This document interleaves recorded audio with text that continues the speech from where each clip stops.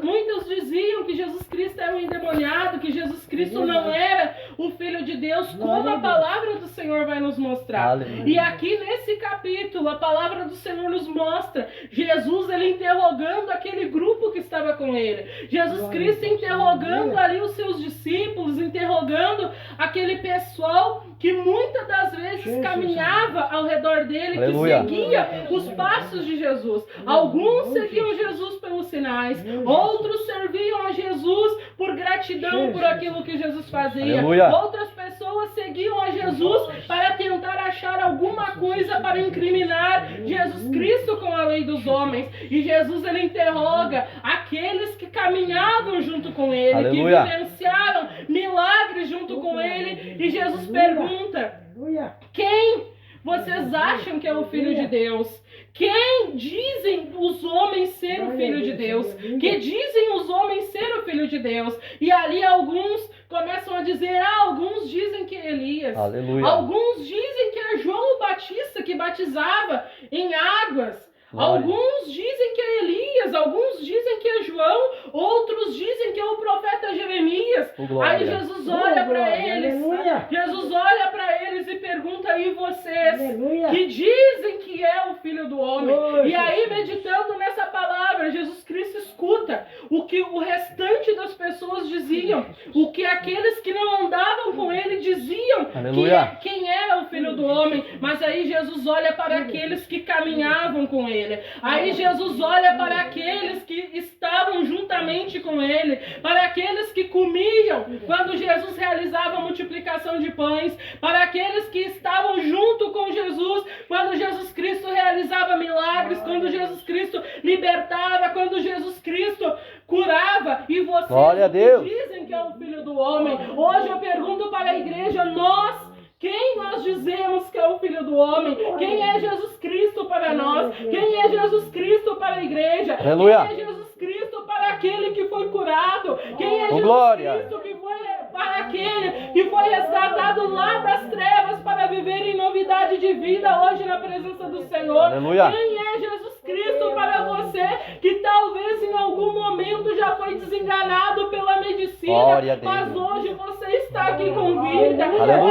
Você está aqui com fôlego. Quem a igreja diz que é o Filho de Deus? Quem é o Filho do Homem para a igreja atual em pleno 2026? Quem é Jesus Cristo para a igreja de Encruzilhada? Quem é Jesus Cristo para nós? O que nós dizemos?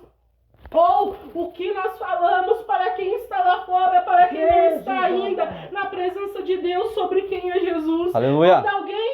Quando alguém que não conhece a palavra do Senhor está ao nosso lado, o que nós dizemos? Quem é Jesus? Nós falamos para essa pessoa quem é Jesus para nós. E aí muitos dizem que era Elias, alguns dizem que era João e Pedro, aquele homem tão pecador, aquele homem que lá após Jesus Cristo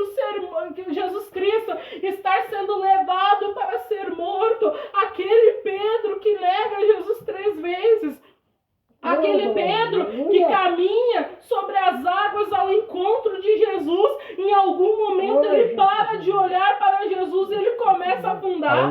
Aquele Pedro pecador que quando Jesus Cristo estava prestes a ser preso, aquele Pedro que vai lá, tira sua espada e fere a orelha do soldado, aquele Pedro pecador. Ele diz para mim: tu és o Filho do Deus vivo, tu és o Filho de Deus, tu és o Filho de Deus. O que ele quis dizer? Tu és aquele que já, desde lá do livro de Isaías, Pedro ele não sabia ler, Pedro ele não era alfabetizado, ele não sabia ler as escrituras sagradas, mas haviam muitos servos do Senhor que levavam a palavra de Deus, que contavam as histórias, que contavam as profecias de Isaías, lá quando Isaías falou que haveria de nascer o Messias, um homem que padeceria, que sofreria, que pagaria o preço por uma humanidade inteira. E ali Pedro reconhece que aquele homem que estava na frente dele, ele era o Messias, ele era o Redentor, ele era o Cordeiro Santo que Deus enviou para pagar o preço pela nossa vida, e eu, Larissa, não merecia. Nós não merecíamos a vinda do Filho de Deus aqui na terra, porque lá no céu ele tinha um trono, ele tinha toda a glória do Pai junto com ele. Ele é o próprio Deus, ele é o Filho de Deus, ele tinha um trono de glória, ele estava junto com o Pai 24 horas. A Bíblia diz que um dia para o Senhor são como 1000 anos, e 1000 anos para o Senhor como um dia. Nós não conseguimos compreender o tempo do Senhor, mas o tempo todo Jesus Cristo, ele estava com o Pai, e no céu ele tinha anjos o tempo todo se curvando na presença dele e dizendo que santo, dizendo que santo é o Senhor. O tempo todo anjos declarando que ele é santo, ele é santo e que ele é santo. E Jesus, ele vem, nasce lá no ventre de Maria. Como a palavra do Senhor vai dizer no livro de Mateus, capítulo 1 e o versículo 21 da palavra de Deus: e dará à luz a um filho, e chamarás o seu nome Jesus, porque ele salvará o povo dos seus pecados. E ele veio, mesmo nós não merecendo, ele veio, ele deixou um trono de glória, e ele veio para nascer lá numa manjedoura, para pagar o preço de morte de cruz, e não só o preço de morte de cruz, não só o preço do sangue de Jesus vertido na cruz do Calvário. Porque, como eu falei, muitas pessoas duvidavam que ele era o Filho de Deus. Muitas pessoas ofendiam Jesus com palavras. Olha, Jesus deixou a glória dele nos céus, e aqui na terra o que ele recebeu? Humilhação, recebeu chicoteadas, recebeu uma morte de cruz, recebeu uma espada que ultrapassou o seu lado, recebeu uma coroa de espinhos na sua cabeça, para pagar o preço pela amada igreja, para que se cumprisse o que Jesus Cristo disse: bem-aventurado és tu, Simão Barjonas, porque tu não revelou a carne e o sangue, tu não revelou somente a estrutura física, o homem que estava na frente dele, mas ele revelou o Pai que estava nos céus. Por que revelou o Pai? Porque mesmo Jesus Cristo estando 100% homem na frente deles e 100% Deus, eles estavam vendo o homem. Mas quando Jesus falava, eles não sentiam somente no seu cérebro, somente os seus ouvidos ouviam. Porque quando Jesus falava, as palavras de Jesus falavam diretamente no coração deles. Quando Jesus falava, as palavras de Jesus entravam diretamente no coração deles. Então eles sentiam quando Jesus falava. Então Pedro, ele estava dizendo: tu és o Filho de Deus, porque ele era um homem diferente, porque quando ele falava, eles sentiam no seu coração que ele estava anunciando o reino dos céus. Quem dava ouvidos era alimentado pelas palavras que Jesus Cristo liberava. Quem dava ouvidos e tinha fé era curado. Quem dava ouvidos e vinha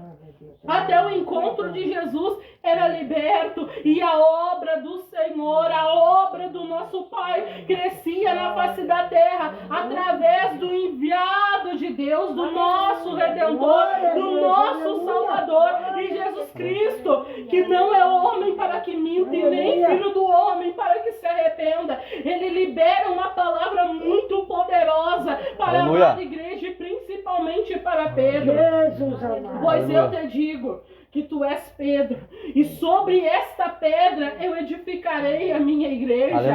E sobre esta pedra de esquina, aquele que foi rejeitado por muitos, aquele que foi rejeitado por muitos da terra de Israel, por muitos da Judéia, aquele que foi rejeitado por muitos do seu povo, e sobre esta pedra eu vou edificar a minha igreja. Pedro, aquele que futuramente negaria Jesus, seria muito usado pelo Senhor. E o Senhor deixa uma promessa muito linda: e tudo quanto ligares na terra será ligado nos céus, e tudo quanto desligares na terra será desligado nos céus. O que nós temos ligado com Senhor, quais têm sido as nossas orações e as nossas súplicas pela palavra do Senhor, as nossas orações que nós temos direcionado ao nosso Deus, porque a Bíblia diz que tudo quanto é ligado aqui na terra também é ligado nos céus. Tudo aquilo que a amada igreja do Senhor tem colocado em oração, tudo aquilo que a noiva de Cristo tem apresentado para o Senhor lá no secreto, quando talvez ninguém está te ouvindo, quando é só você e Deus, mas tudo quanto está sendo ligado aqui, está sendo ligado nos céus, porque a partir do momento que Jesus Cristo, ele ressuscita, a Bíblia vai nos dizer, lá em Mateus 28, 18 em diante, a Bíblia nos diz que Jesus disse, é-me dado todo o poder nos céus e na terra, portanto, ide e fazei discípulos de todas as nações, batizando em nome do Pai, batizando em nome do Filho, batizando em nome do Espírito Santo, e eu louvo a Deus todos os dias pela presença do Espírito Santo. Glória a Deus, aleluia. Nós não fazemos nada sem essa presença, nós não somos nada sem essa presença, nós não somos nada sem a presença desse Espírito Santo, que é o nosso melhor amigo na face dessa terra, que é o nosso melhor amigo, que é o nosso ajudador, que é o nosso consolador, que tem ainda sustentado a amada igreja até o grande dia. Quando Jesus Cristo, ele vier buscar a sua amada igreja, valorize a presença do Espírito Santo, valorize e busque cada dia mais por revestimento espiritual, busque cada dia mais pela presença do Espírito Santo de Deus, porque o preço foi pago e ele foi enviado, mas o Espírito Santo é muito sensível, ele não invade a nossa vida, mas todos os dias, ele está prontamente disposto a entrar na nossa vida, no nosso coração, para que nós venhamos granjear almas para o reino dele, para que nós venhamos ganhar muitas vidas, muitas almas para o reino dele. Se os irmãos quiserem abrir as suas Bíblias no livro de Atos, capítulo 2 em diante, nós vemos Pedro, ele sendo usado pelo Senhor. No livro de Atos, capítulo 2, vai se cumprir o que Jesus Cristo ele liberou sobre a vida de Pedro. Pedro ele não sabia ler nem escrever, mas a partir do momento que desce a presença do Espírito Santo no meio dos irmãos, no meio de 120 pessoas que oravam buscando a presença do Espírito Santo, Pedro ele começa a citar o Antigo Testamento, muitos louvado seja Deus, versículos do Antigo Testamento mostrando para aquele povo que Jesus Cristo, um homem aprovado por Deus, ele subiu aos céus para enviar a presença do Espírito Santo para a nossa vida. E a Bíblia vai dizer que eram 120 naquela época, e hoje em dia, onde tem um coração aberto, o Espírito Santo faz morada. Muitos dos nossos irmãos no passado, eles padeceram e eles morreram. Muitos dos nossos irmãos morreram sem negar o nome de Jesus Cristo, sem negar o nome do nosso Salvador Jesus Cristo, sem negar a sua fé. E hoje nós temos o livre-arbítrio. Hoje nós temos a salvação pela graça que nos foi dada pelo nosso Senhor e Salvador Jesus Cristo. Eu convido a amada igreja do Senhor a se pôr de pé.